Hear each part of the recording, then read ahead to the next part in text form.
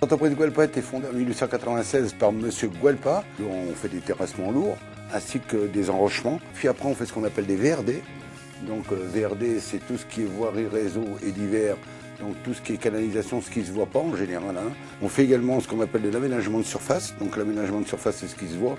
C'est-à-dire tout ce qui bordure, ouvrage qui se trouve autour dans une ville. Puis après, on a encore un troisième secteur d'activité qui est les ouvrages d'art.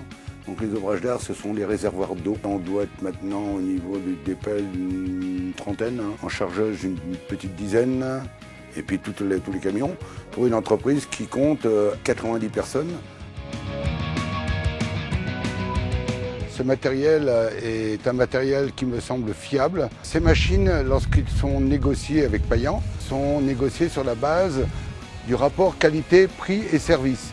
Également, sans oublier la sécurité qui est quand même primordiale au niveau d'une pelle. Entre autres, les cabines anti-rentournement FOPS et ROPS, de façon à ce que l'opérateur ait toujours un maximum de sécurité. Les consommations ne sont pas excessives, des moteurs très silencieux, des espacements de vidange très espacés pour cette machine qui est quand même qui peut pendant au minimum 5 ans ne pas avoir de problème. Par contre, l'entretien est indispensable dans le fonctionnement de la machine. L'inverseur, pour moi, c'est le point fort que j'ai sur cette machine. 2 manettes pour le godet, l'inverseur avant-arrière. Donc on a une main qui est prise au volant et l'autre main qui est là et on a juste à regarder. C'est vraiment l'idéal. Les 2 capots qui s'ouvrent, les ailes qu'on peut ouvrir derrière, c'est vraiment accessible quand même pour les filtres, tout ça, moteur, huile, graissage du sens, non ça va bien. Pour rentrer dans l'état, les godets sont bien remplis. Le capot arrière donc, plonge bien, ça nous fait une visibilité arrière. Avec les rétros sans trop se tourner, on a une bonne visibilité comme ça quand même. Je dis 2500 heures, pour l'instant, tout va bien.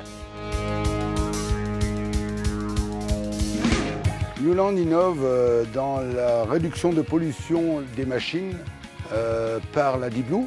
La D-Blue étant un produit que nous utilisons dans l'entreprise depuis quelques années, environ 4-5 ans, sur nos camions de marque Iveco. La réduction de consommation est d'environ 10%. Donc la consommation a été de 55 à 50 litres. Pour 100 litres, nous utilisons à peu près 20 litres de D-Blue. Nous travaillons entre 400 mètres d'altitude et 2000 mètres d'altitude. C'est vrai que l'hiver, nous avons des variations de température pouvant aller, on va dire, une moyenne entre plus 5 et moins 20. Donc pour l'instant, on n'a pas eu de problème sur nos camions.